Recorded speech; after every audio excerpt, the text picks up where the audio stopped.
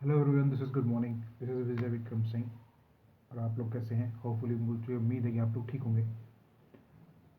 दोस्तों, मैं आपका होस्ट एंड कोच आज आपके लिए एक बहुत ही अच्छे टॉपिक पे बात करने के लिए उपस्थित हूँ आपके समक्ष। और यही बात करना चाहता हूँ दोस्तों कि हमारे जो यूथ है, हमारे जो स्टूडेंट्स है, स्टूडेंट यंगस्टर्स जो है, वो अपने करियर के चुनाव के लिए बहुत ज़्यादा जद्दोजहद करता है, बहुत ज़्यादा परेशानी में रहता है, बहुत ज़्यादा डिस्ट्रैक्शंस में रहता है, बहुत ज़्यादा डाउट्स में रहता है।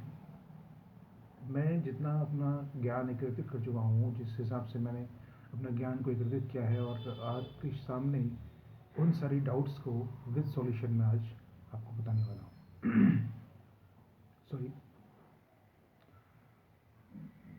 सबसे पहले हम बात करेंगे उस वर्ग की, उस स्टूडेंट वर्ग की जो एक अच्छी फैमिली से बिलोंग करते हैं, जिनके पास उनके फादर मदर बिजनेस क्लास हैं, सर्विस क्लास फैमिली से बिलोंग करते हैं, जिनके पास पैसे की कोई कमी नहीं है।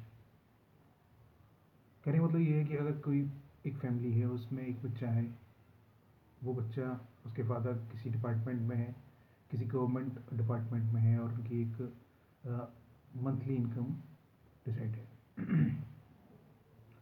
तो वो बच्चा एक अलग तरीके से अपनी फैमिली के अकॉर्डिंग और अपनी सुविधाओं के अकॉर्डिंग अपने करियर का चुनाव करने में इजी महसूस करेगा, आसानी महसूस करेगा।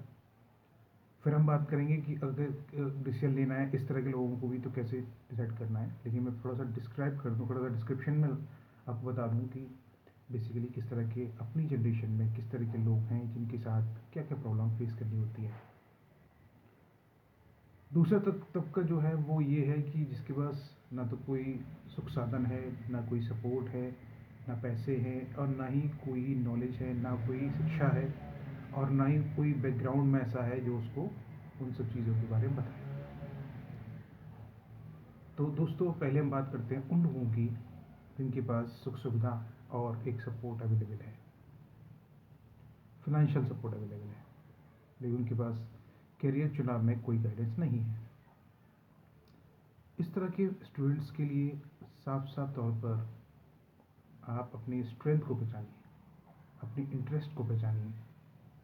आपके अंदर क्या स्ट्रेंथ है, आपकी क्या आपका क्या स्टेमिना है, आपकी क्या स्ट्रेंथ है, क्या इंटरेस्ट है आपका, किस तरफ आपका रुझान है।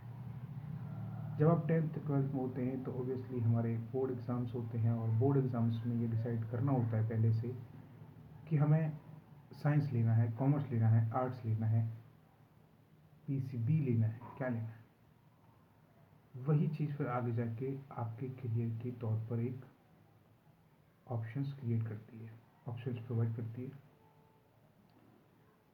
अगर सपोज़ कीजिए आपका इंटरेस्ट मैथ्स में है, आपको आगे चल के बैंकर बनना है, आपको आगे चल के किसी पीएसयू में अच्छा करियर बनाना है, लेकिन आपने किसी दूसरे को देखकर मिसगाइड होकर अपने फैमिली मेम्बर्स के मिसगाइडेंस पर या उनके कहने पर आपने बायोलॉजी को चुन लिया या आपने आर्ट्स को चुन लिया, तो आपका इंटरेस्ट आगे चलकर ख़त्म हो जाएगा उस सब्जेक्ट्स में, क्योंकि आपका कोर इंटरेस्ट तो कुछ और है ना। अब क्या होगा कि आगे चलकर जब आप उस चीज़ को इंटरेस्टफुली, पूरे इंटरेस्ट के साथ, पूरे मन के साथ नहीं करेंगे, तो आपके नंबर कम आएंगे, आपके मार्क्स कम आने पर आपका इंटरेस्ट कम और कम हो जाएगा, आपका मोटिवेशन कम हो जाएगा, और आगे चलकर आपको जो एक अच्छी सफलता मिल सकती थी आपके इंटरेस्ट के पर, वो सफलता परसेंटेज कम हो जाएगा। ये बात सही है कि हमें आखिरी में अपने जीवन को यापन करने के लिए पैसे की आवश्यकता होती है। पैसा एक बहुत ही आवश्यक वस्तु है, और वही वस्तु हमें लास्ट में चाहिए होती है अपने भूख को सेटिस्फाई कर, अपनी सेटिस्फेक्शन में बेसिक नीड्स को पूरा करने के लिए। लेकिन हमारा इंटरेस्ट भी ज़रूरी होता है। ठीक है, सपोज़ किसी कोई स्टूडेंट है जिसने डिसाइड कर लिया कि मुझे आगे चल के एक ऑफिसर बनना है, एडमिनिस्ट्रेटिव डिपार्टमेंट में एक आईएएस ऑफिसर बनना है, एक आईपीएस ऑफिसर बनना है, या पीसीएस ऑफिसर बनना है। उसने ये डिसाइड कर लिया है, उसकी फैमिली का बैकग्राउंड भी अच्छा है, और उसने ये चीज़ डिसाइड कर ली है कि उसको आगे चल के क्या करना है। अब उसकी गाइडेंस ये आती है, उसको ये करना होगा कि आपको सबसे पहले अपने बेसिक्स को क्लियर करना होगा। किसी भी कोचिंग सेंटर को ज्वाइन करने से पहले आपको अपने बेसिक्स को क्लियर करना होगा, कुछ बेसिक्स बुक्स को पढ़ना होगा, और साथ ही साथ कुछ आपके जो सीनियर्स हैं, जो प्रोफेशनल हैं, जो उस फील्ड में कई साल से 4-5 साल से अपना टाइम दे चुके हैं, कुछ गलतियां कर चुके हैं, आपको उन सीनियर से बात करनी होगी। बात करने पे आपको उनसे जानना होगा कि अगर मैं ये चीज़ चुन रहा हूँ तो मुझे क्या क्या गलतियाँ नहीं करनी हैं, जो गलतियाँ उनसे हुई हैं वो आपको बताएंगे। बहुत से लोग तो ऐसे भी होते हैं जो आपको मिसगाइड भी करेंगे, लेकिन आपको सबकी बात, सारी सारी बातें नहीं माननी है, पूरी पूरी बातें नहीं माननी है। आपको सिर्फ चुनिंदा बातें माननी है जो कुछ लोगों ने, कुछ सीनियर्स ने आपको एक बार में बताई हैं। सॉरी।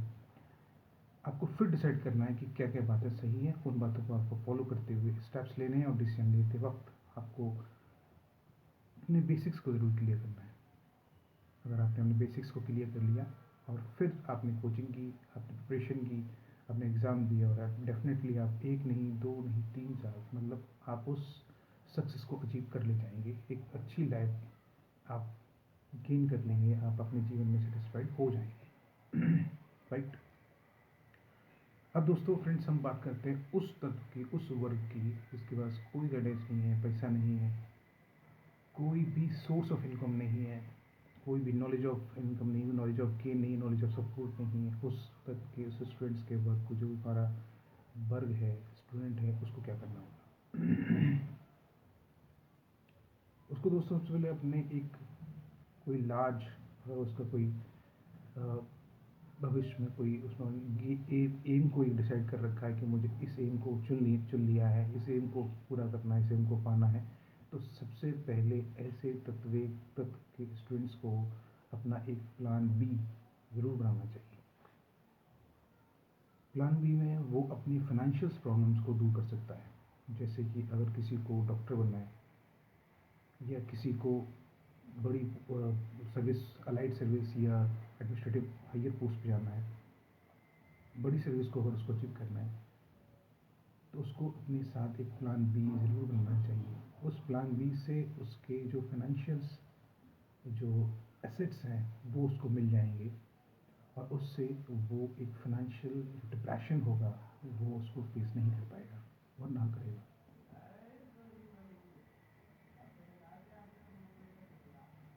उसके बाद फिर सपोज कि जब प्लान बी आपने बना लिया, आपने प्लान बी पे काम किया, और प्लान बी ऑब्वियस है आपके जो हायर टफ प्लान से थोड़ा सा इजी होगा, आप उसको इजीली अचीव कर पाएंगे। आपने उसको इजीली अचीव कर लिया, आपका फाइनेंशियल प्रॉब्लम दूर हो गया। अब आप सेम उसी तरह से अपने पाथ पे चलेंगे जिस तरह से और लोग चलते हैं। जैसे आपको एक बेसिक्स क्लियर करना है, बेसिक्स टर्म्स फॉलो करने के बाद, बेसिक रीडिंग करने के बाद, आपको अपने अच्छी कोचिंग सेंटर्स के साथ जुड़ना है, जो आपको एक सही मार्गदर्शन दे सके। सही मार्गदर्शन मिलने के बाद आपको पूरा 100% आपको अपने उस लक्ष्य को प्राप्त करने में देना है, और डेफिनेटली आप उस लक्ष्य को प्राप्त करेंगे, और होपफुली आप उस लक्ष्य को प्राप्त करने के बाद अपनी लाइफ में सेटिस्फेक्शन फील करेंगे।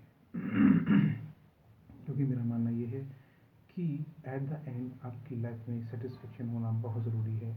क्योंकि हमारी ह्यूमन बींग्स की कुछ नीड्स होती हैं, जैसे बेसिक नीड्स फुलफिल होने के बाद हमारी लाइफ में सेटिस्फेक्शन, हमारी लाइफ में सम्मान होना चाहिए होता है, एक उम्र के बाद चाहिए होता है। जैसे आपकी बेसिक नीड्स को अगर आपकी फुलफिल हो रही है, तो फिर आपको अपने जीवन में एक प्यार भी चाहिए होता है। वो प्यार आपको तभी मिलेगा जब आप किसी अपनी फिनेंशियल नीड्स को पूरा कर पाएंगे, तभी आपके साथ कोई ऐसा बंदा जुड़ेगा जो आपको वो सारी चीज़ें देगा जो आपको चाहिए, आपको प्यार चाहिए। उसके बाद आता है आपको सम्मान। सम्मान आपको तभी पूरा मिलेगा जब आप अपनी खुद से, अपने आप से सेटिस्फाइड होंगे, अपने आप से फाइनेंशियल स्ट्रांग होंगे, अपने आप से अपनी वो सारी चीज़ें धीरे धीरे अचीव कर रहे होंगे जो आपको लाइफ में करनी है, आपको चाहिए, और एक समाज में आपको सम्मान मिलेगा, अवश्य मिलेगा। तो मैंने आपको जो बताया दोस्तों, वही आपको फॉलो भी करना है। थोड़ा सा अपने ऊपर भी रिसर्च करनी है, अपनी सारी प्रॉब्लम्स को, अपने सारे मिस लीडिंग्स को दूर करना है, और धीरे धीरे बातों को अपने अंदर समझते हुए थोड़ा सा अपनी बेसिक्स को क्लियर करते हुए अपने लक्ष्य को प्राप्त करना है। Thank you so much. Thank you.